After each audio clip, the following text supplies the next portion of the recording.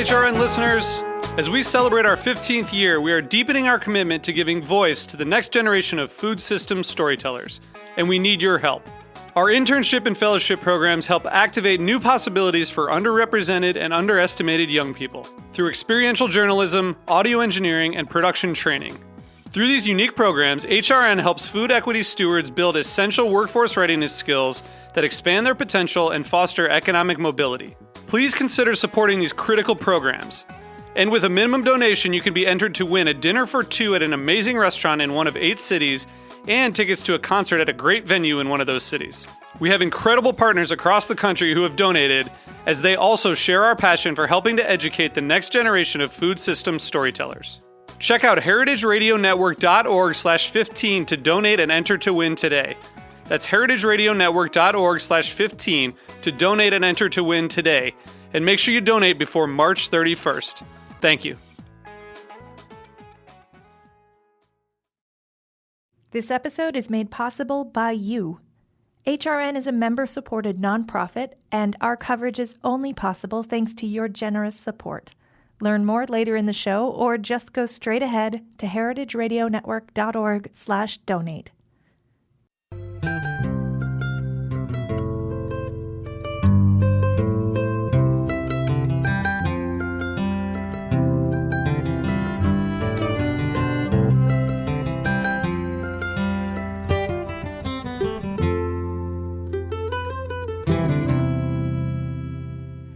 Hello, this is Lisa Held coming to you live from Roberta's in Bushwick, Brooklyn, and you're listening to The Farm Report, a Heritage Radio Network show about the people, processes, and policies that shape how food is produced today. Today we're bringing you a special episode on the work of Teens for Food Justice. I've got the president of the organization, Katherine Soll, in studio, and after the break we'll be talking more about the big picture in terms of how the organization trains young people in urban farming. But first, I'm taking you inside Brownsville Collaborative Middle School, where student farmers showed me last month a classroom that they transformed into a hydroponic farm. I expected a small learning garden, but what I found were preteens who last year grew 25,000 pounds of produce for their classmates and who were passionate about transforming the quality of food available in their communities. I hope you enjoy the tour as much as I did.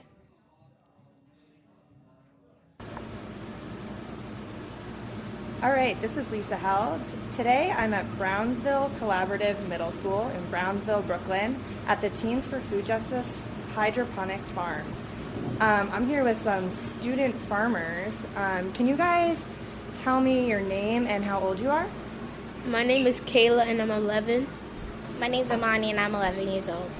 My name's Naeem, I'm 14. Naeem, you're 14. And we also have the farm manager. He just walked away. We'll get him back in a second. Oh, My name is Taylor Gordon. Taylor Gordon. And you kind of run the show here, right? Yes. Yeah.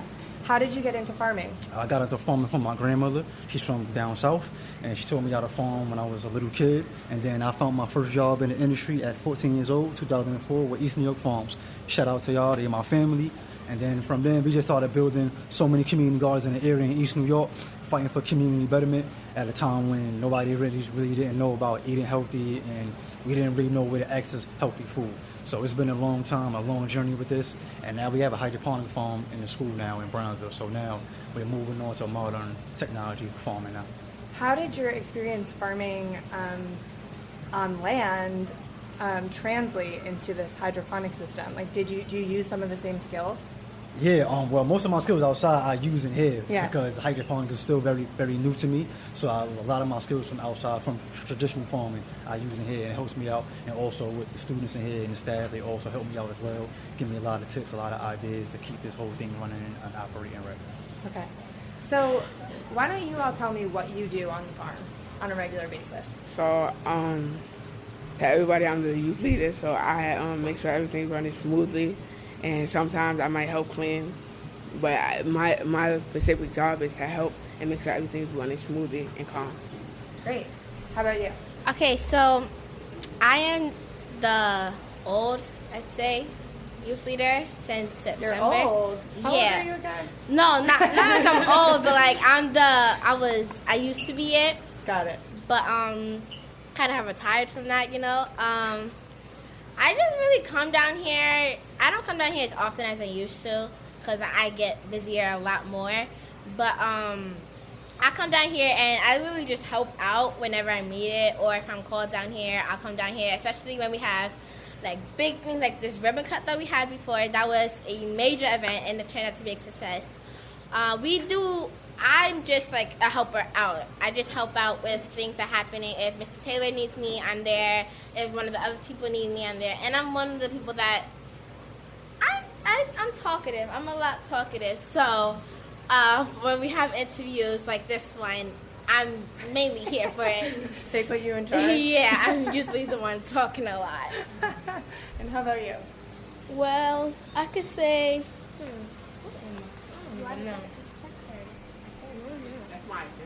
oh yeah, I'm his assistant. I'm right behind him.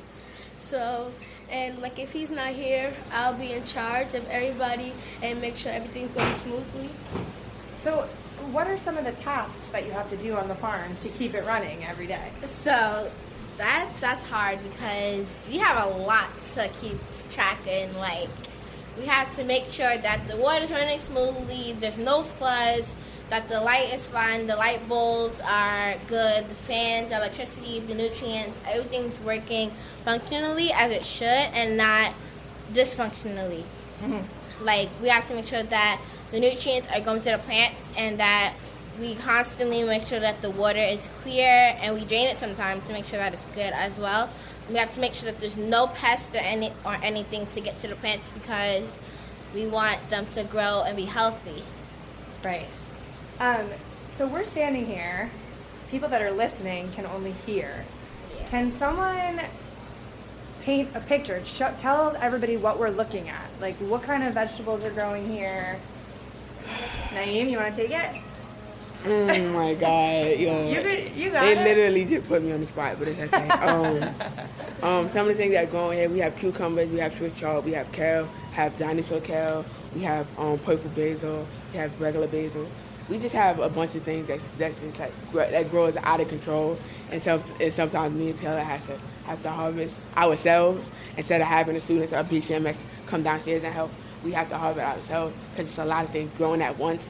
So it's like we got to keep track of everything and how everything is moving. Does anybody know how much food is growing in here? That's really hard to depend. I mean, you can't, those who are listening, you can't see, but there is literally a bunch of plants, just like every different way. I think this is That's Swiss chard, chard, right? yeah. We also grow mint though. We also are growing mint. But the Swiss chard, cilantro. The Swiss chard is like It's growing. huge. You really have to harvest it because that's like it's overlapping on other plants. So like that really needs to get harvested and other plants are growing as bigger. Oh, and we're growing spinach. Yes, spinach. We have got some requests for spinach.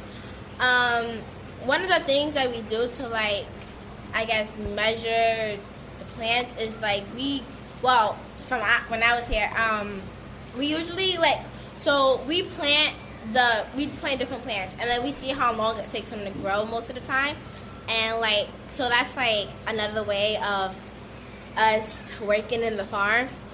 We do a lot here though, and then we have to make sure that we're right on track though. Like them cucumbers, they look good, and we about to harvest them. Those are big I can't wait to do that.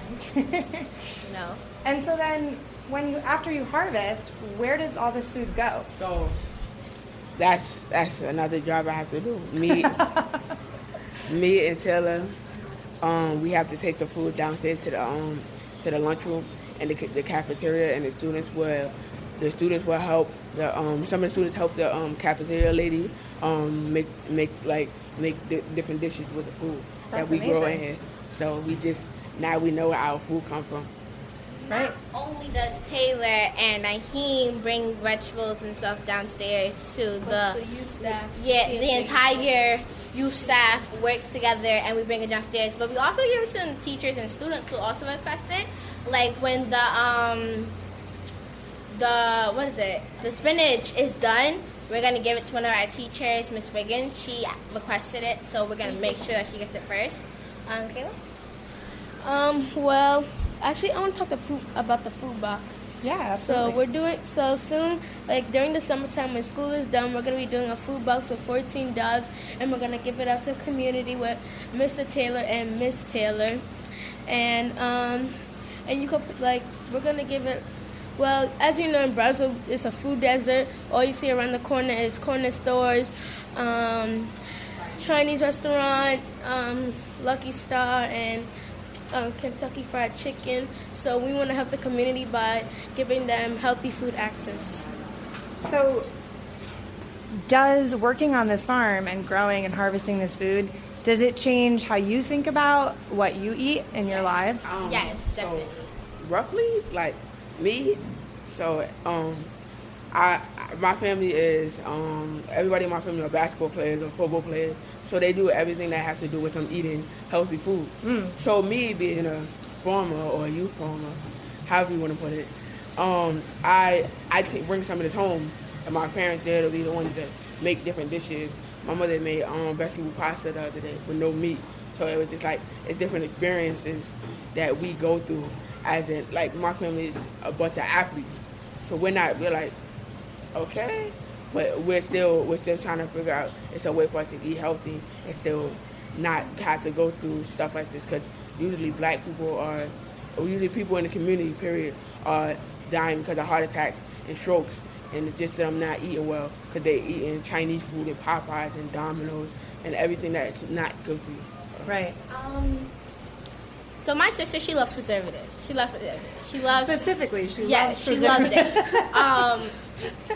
Recently at the ribbon cut, we made this omelet, I think it was, with cheese, eggs, red peppers, mushrooms, Swiss chard, basil, a bunch of different lettuce. vegetables here. And I took that and I made it at home. And a lot of my siblings loved it. My sister was not trying it at all because it had mushrooms in it and stuff.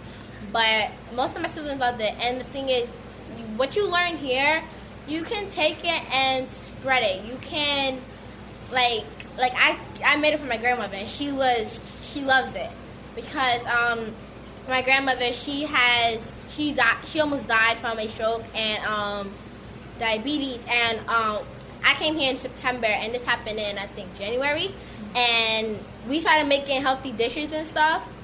And I was like, maybe I can give this to my grandmother and my grandfather. And so we was making dishes, and I kept writing down the dishes. And then when I went to our house, which is in Staten Island, a big travel from here to there, I went there and I started making them healthy dishes. Now, they don't have all the vegetables, and I don't want it to go bad, so I work with what I have. Right. But it's nice to see the smile on your family's face or something, that they're enjoying something healthy. And I think that's something that we all can appreciate, being able to share it with everybody for them to be able to enjoy healthiness instead of having type 2 diabetes or dying from not being healthy. If you don't put yourself in that predicament and actually try something new, you will be able to be healthy and be more productive, because as busy as most of us are, eating healthy will do us a good amount of good, because you don't want to keep eating Chinese food, which I love, but you don't want to keep eating Chinese food and then you have to keep going up and down these steps and no elevator or escalator, and you out of breath the first 2 flights. You don't want that to happen. So the more healthier we become, the better your lifestyle can be or your agenda can be. Yeah. At the beginning of this, me and Taylor, we helped build it. Well, Taylor built it, but I wasn't. They called me upstairs to help. They were like, bring some packages upstairs to the hydroponic farm. I'm like, where? It was like, oh, it's on the third floor. I'm not new here. I know the building already. I've been here for 3 years. It's my third year. I'm graduated, so I know the building. But I'm like, hydroponic farm. I've been here for the longest. When you see hydroponic, they was like, it's a guy in it named Taylor Gordon, and I was like, okay. So I come. I'm not gonna do it, and he welcomed me or whatever, and then me and him, we started building it, and it was like, wait, I don't know if like this is something I want to do yet, because I'm still focused on my basketball career, but this is something that everybody should know, because everybody like to eat, so it's like this will be a good thing for you to have. Yeah. And so was this a normal classroom before this year? So 7th grade year, that was last year. At the beginning of the year, from September to December last year, this was a normal classroom. But then a small transition changed where they started taking stuff out of, and we had to help them carry big boxes out of here. And we were like, "What are we doing this for?" But then it was like, "We're building something." And it was like, and now they told me before they told anybody else, and I'm like, "Hydroponic farm, huh?" And it goes to show you what you can do with a small space, right? It was just a classroom. This room is really small when you think about it. Yeah. But then when you compare it to any other classroom, you think like the only reason this looks small is because we have stuff like this up, and this is healthy for everybody. So Yeah. this is a good way for everybody to learn. And the hydroponic system, you can grow things in tiers, right? Yeah. So there's layers, so it allows you to grow a lot more. We have grown around maybe 25,000 pounds of the produce. So it's just like this is growing like we grow it as in groups. So like one of these would have just with chard on it, and then another one would just have basil. This so is just little basil, right? New. This is little sweet chard. Oh, is that really? That's yeah. just starting out, and then the chard is right there. Yeah. So That's the Genovese basil. So it's one for like pesto. This is the red group of basil. This is the red color. Oh yeah, that's beautiful. So it's like it's just built in like groups. So we do it in big groups. So when everything's harvested, it's like it's made to be, it's made for to harvest everything quickly before before the new things start growing in. Because when new things grow in, then we don't want to look like a cluttered farm when you walk in. You be like, Right. what's that? Oh wait, what's the same thing over there? So we just try to harvest things at a certain time, so everybody can have something they can eat on. I've seen kids come in here and take a bagger and eat it during class. And Why not? I was just like, really? And Yeah. I was like, and they took cucumbers of the things and they were just biting into them. I'm like, what? I'm a basketball player. We all about eating healthy until this point. I'm like, huh? Like, who does this? But then my mother started to tell me. My mother, she's a chef at the Fort Lane. And she started to tell me like, eating healthy is a good thing. Like, I'm a basketball player. Like, all we know about is eating meat, and we eat stuff that can help us gain weight and stuff like that. Right. And then we work it off. Yeah. Okay.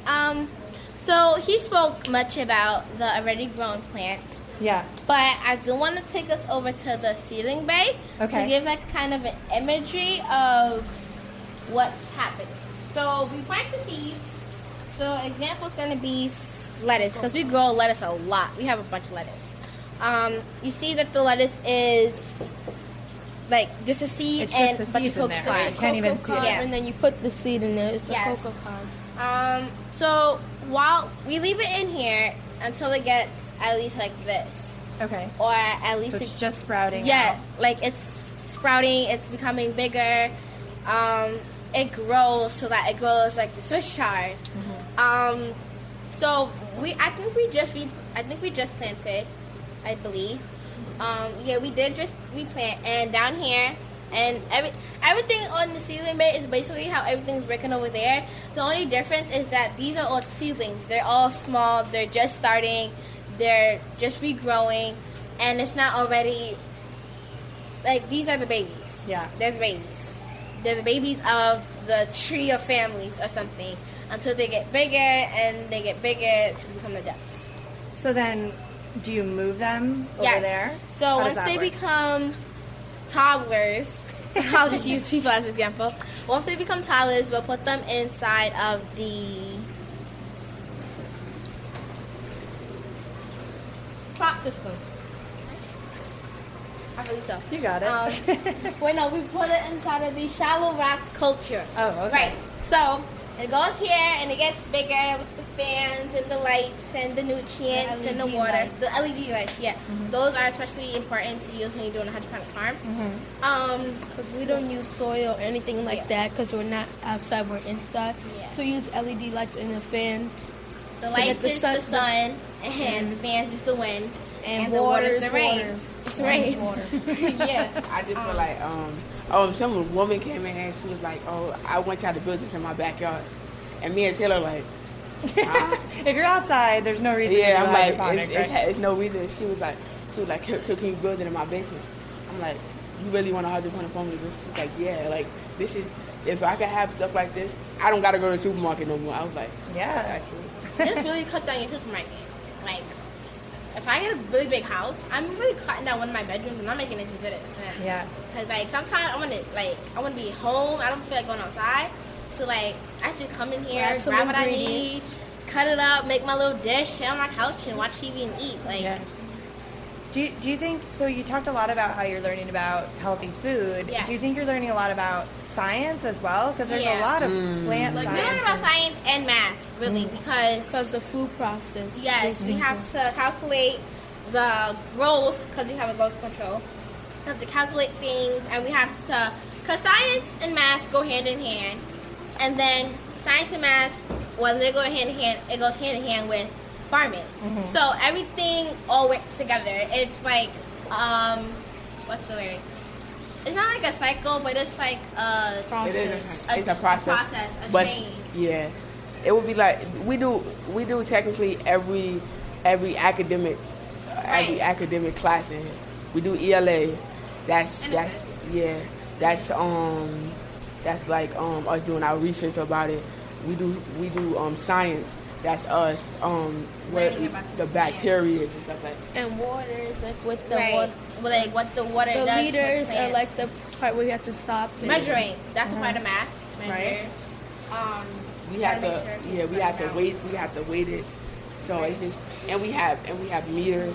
That tells us what we need. That we, if it's higher than, if it's, I think higher than it was the last day, that means something went wrong. If it's higher than what it was yesterday, it means it's going good. So I just feel that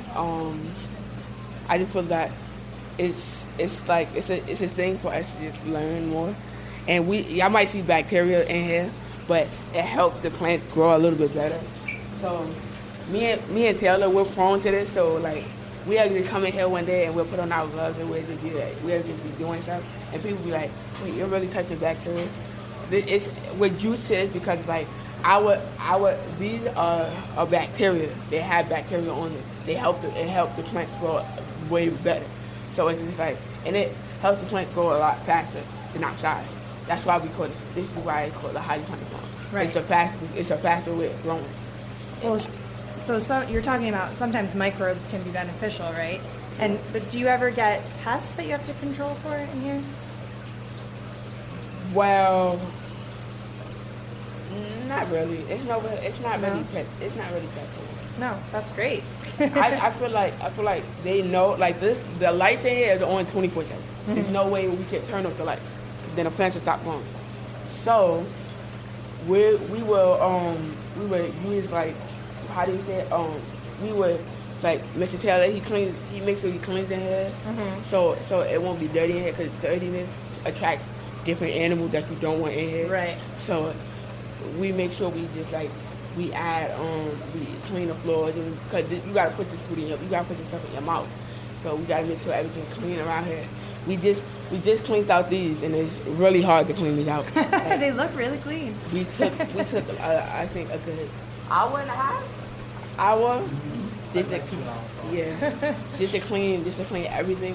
We had to take everything out and just re-clean it, because it's like after a while you can't let that sit in this, because then the plants will start dying.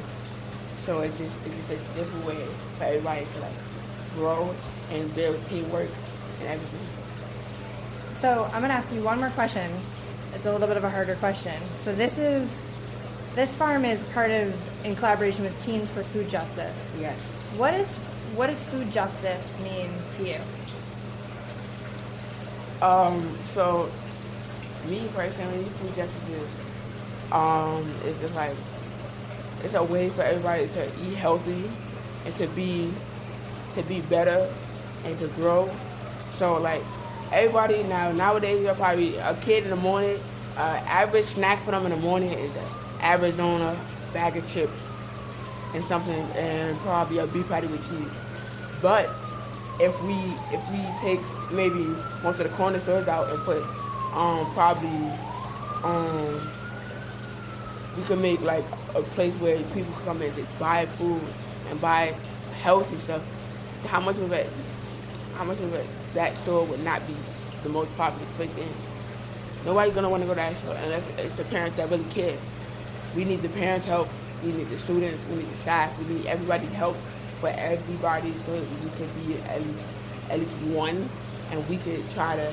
If we could get this around the world, that's what you're not going to hear, oh, kids died of diabetes, kids are overweight. You're not going to hear that. If we could get this in every school in Brooklyn, that would be a great way to better our community. So that's just like a way for us to grow, so to speak, and if we could build this bigger and build this in a bigger place, like at this school, we would have this everywhere. And I just feel like we should get one at every school in Brooklyn. We could do that. That would be the best thing ever. So That wasn't a hard question for you at all. I'm in here most of. Yeah, I'm in here every day. So. Well, thank you so much for showing us your farm. Appreciate it. You're welcome.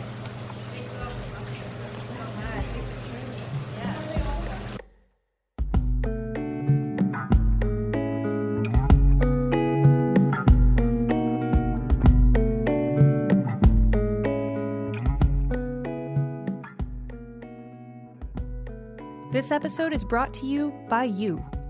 This is HRN's Executive Director, Katie Mosman-Wadler, and I want to personally acknowledge you. Our entire 10-year history of groundbreaking food and beverage audio journalism has only been possible because of listeners like you.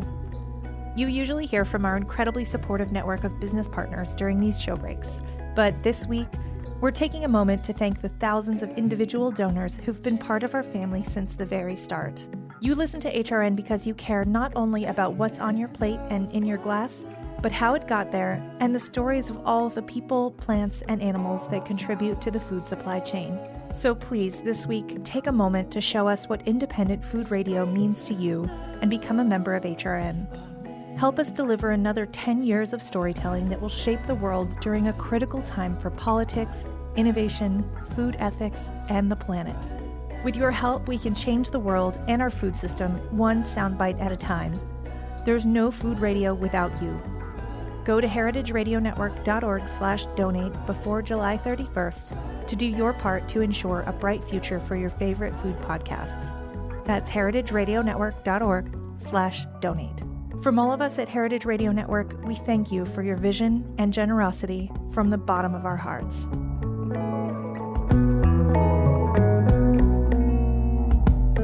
Is it that we are? All right. We're back. This is Lisa Held, and you're listening to the Farm Report on Heritage Radio Network. So I'm here with Kathy Soll, the president of Teens for Food Justice. Kathy, thank you so much for being here. Thank you for having me here today. So you created the organization that created the opportunity for those kids to do that incredible work that we were just hearing about. They were just amazing. I cannot say enough about what an incredible experience it was getting to talk to them. You know, they're just so smart. And I love how Naheem said, I feel like we should get this to every school in Brooklyn. So let's start there. Is this the only farm that Teens for Food Justice is in, or where does it fit into the bigger picture? So Brownsville is actually our third farm in New York City. We have farms at the Urban Assembly Unison School in Bed-Stuy, and we also have a farm up at DeWitt Clinton High School in the Bronx. And with the Brownsville School, because all of these three farms are located on campuses with co-located schools, together we serve 7 schools through those 3 farms. And in the fall, we're going to be opening farms at the Martin Luther King Jr. Educational Campus in Manhattan and also at Far Rockaway High School in Queens. So we'll be in 4 boroughs. Wow. And we'll be serving 18 schools through this program as a result of those 5 farms. So we're really super excited. Yeah, that's incredible. And are they all the same size? Like, is what we heard in terms of production, are they all kind of doing that same level of production, or does it differ school to school? It does differ school to school. It depends upon the amount of space that the school has to provide for the farm. So, and all kinds of different configurations. So we have, at Unison, we currently have our farm located in a 500 square foot classroom, and that farm produces, really about what we call experiential amounts of produce, about 1,200 pounds of produce a year. But we're going to be opening a very large greenhouse and a courtyard at that school that will be able to produce like around 25,000 pounds of produce a year in a 1,500 square foot space. At DeWitt Clinton, we're in a 1,300 square foot converted lab. At Far Rockaway, we're going to be sharing a culinary lab with a culinary program there. Oh, cool. Production will be more along the lines of Brownsville. Right. And at MLK, our farm will be located in a space actually within the cafeteria, which is very cool because the students will be able to see the food growing in the farm that they themselves have built alongside the lunch that they're eating that was grown on the farm. Right. That's great. How do you choose the actual sites, like the schools that you're deciding to put these farms in? So the first criteria is that the schools must be Title I schools where a majority of the students are, dealing with disadvantages around socioeconomics, demographics, and also food insecurity themselves.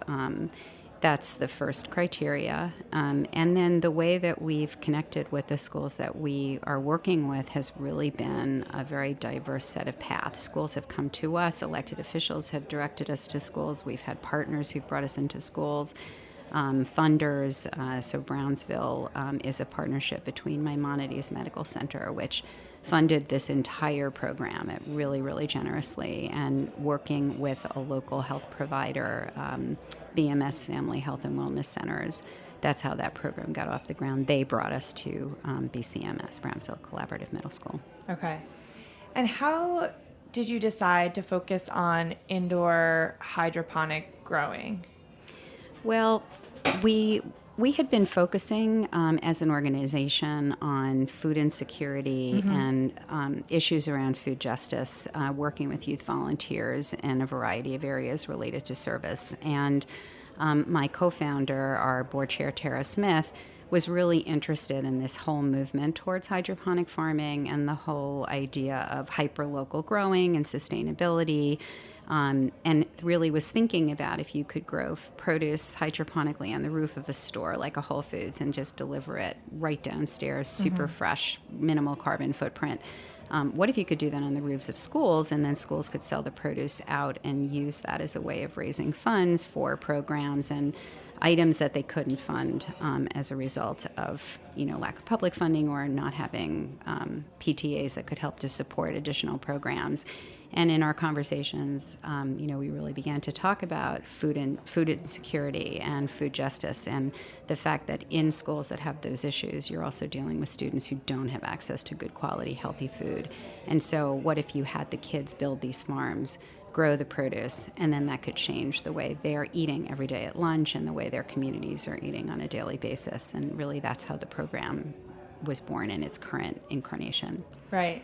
One thing that struck me was, I think there's so much value in soil-based growing, outdoor growing, but in a school, when I knew I was going to visit the hydroponic farm at Brownsville Middle School, I expected it to kind of have its own space, but it was just an old classroom. So that kind of hit me as, this is one use for hydroponic growing that is just so perfect because, in that scenario, the space you have is a classroom. Like you could tell, it was so cool that it didn't even, you could tell there had been desks in there not that long ago.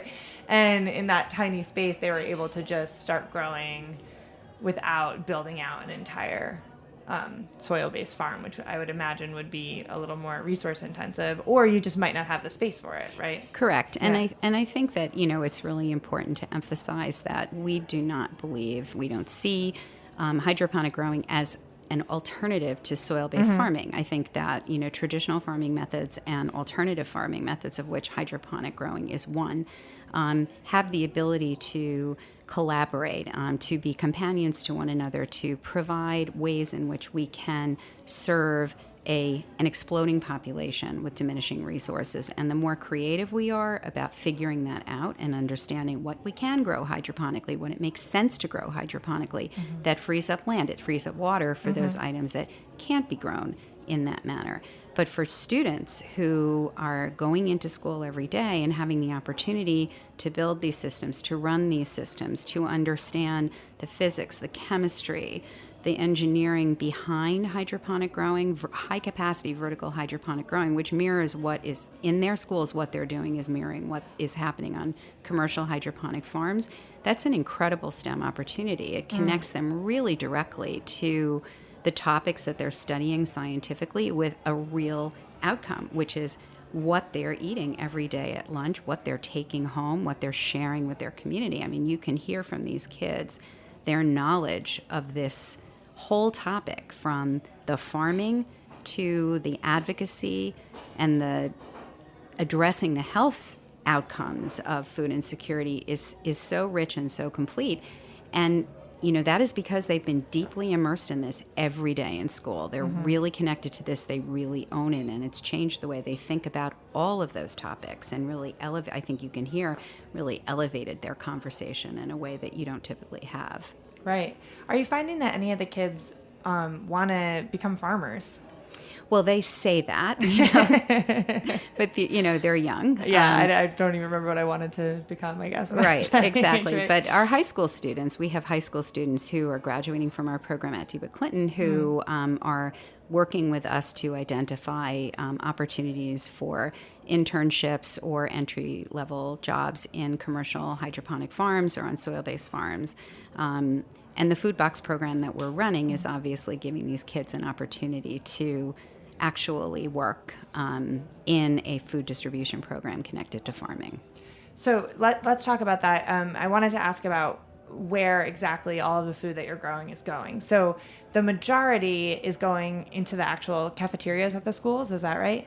Actually, that isn't the case. Oh. A percentage is going into the cafeteria. It isn't the majority. Okay. What we're growing is so much greater than what the cafeteria can use every day, and that's by design, because really the goal is to get the food first into the cafeteria, but to ensure that there is plentiful food that can be distributed to the local community free and affordably.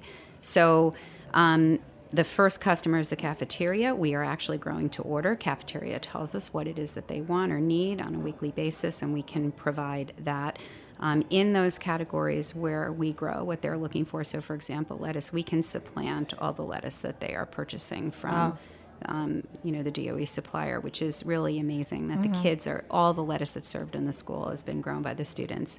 And then it is being distributed into the community. So our food box program just launched in the spring. Okay. And so that's just getting started. And, our expectation is that will really be the bulk of our distribution over time. We also give food away to City Harvest and to local food pantries. The school at BCMS, one of the elementary school at BCMS has a food pantry for families in the local community, and we donate to them. So can you talk a little bit about how the food box program actually works? Yeah, so, Food Box is a state-supported initiative which is designed to help lower-income New Yorkers have access to fresh produce utilizing their food assistance benefits. It is a CSA, but unlike a typical CSA, you're not paying for your entire season at the beginning of the season, which is a huge investment. You're going week by week. So our customers sign up a week in advance for the food box that they're going to pick up the following week.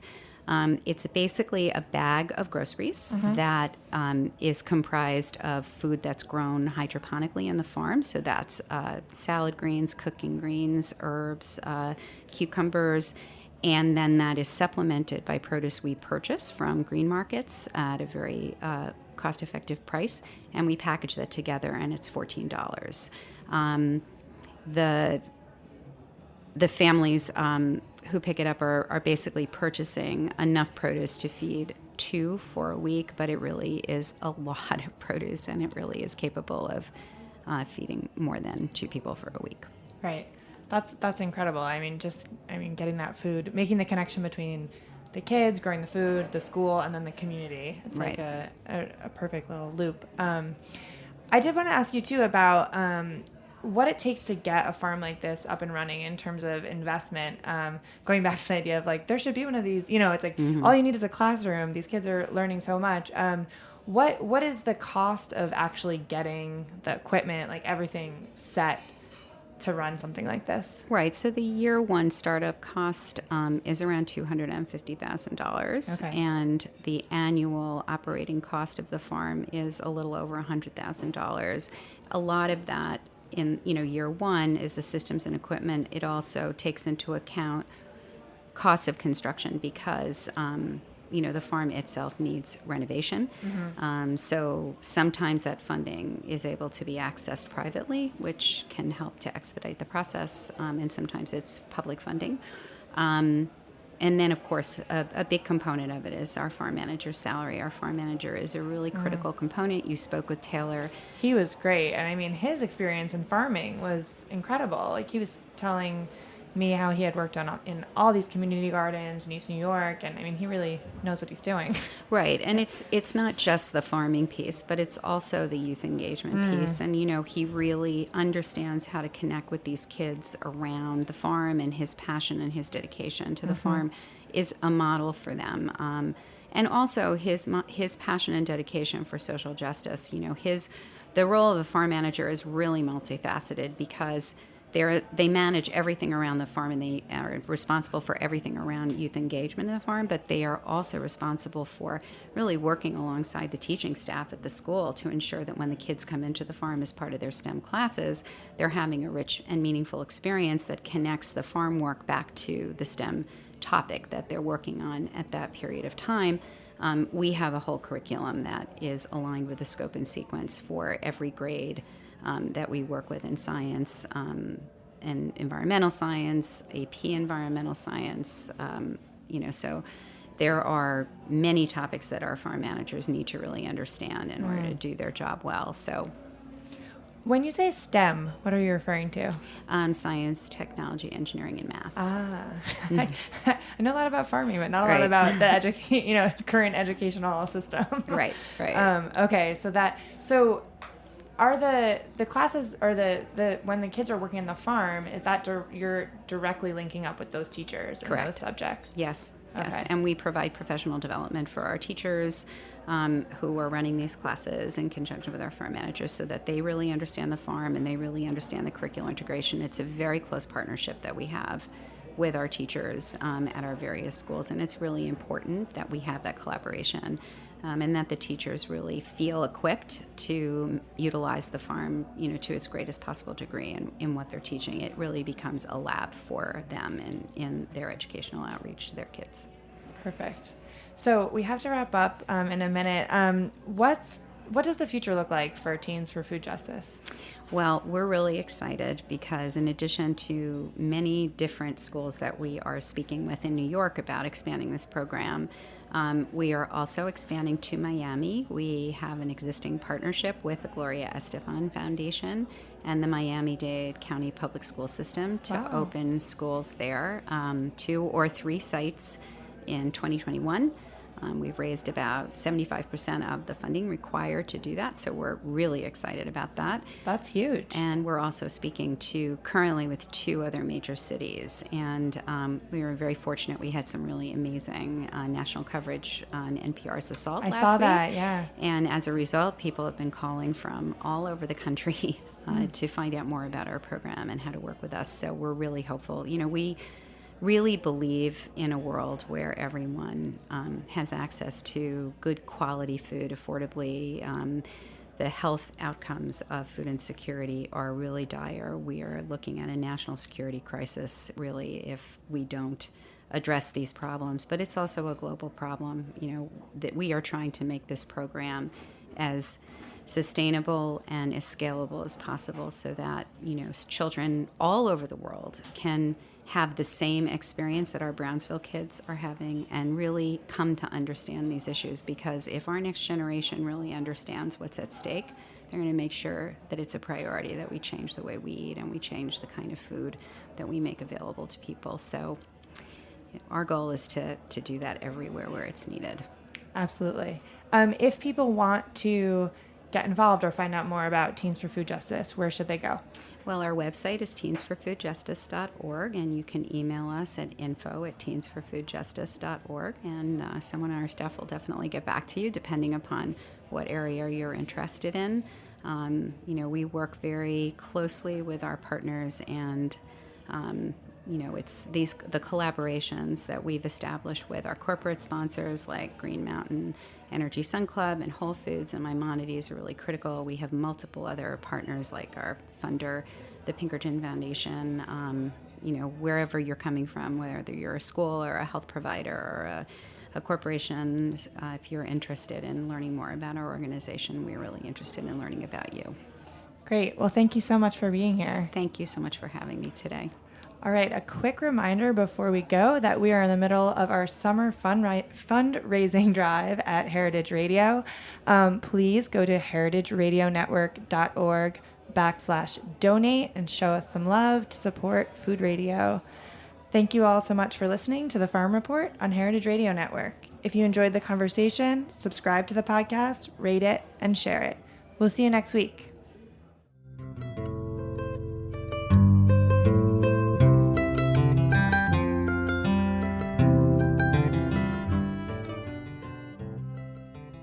Thanks for listening to Heritage Radio Network, food radio supported by you. For our freshest content and to hear about exclusive events, subscribe to our newsletter. Enter your email at the bottom of our website, heritageradionetwork.org. Connect with us on Facebook, Instagram, and Twitter at heritage_radio. Heritage Radio Network is a nonprofit organization driving conversations to make the world a better, fairer, more delicious place. And we couldn't do it without support from listeners like you. Want to be a part of the food world's most innovative community? Rate the shows you like, tell your friends, and please join our community by becoming a member. Just click on the beating heart at the top right of our homepage. Thanks for listening.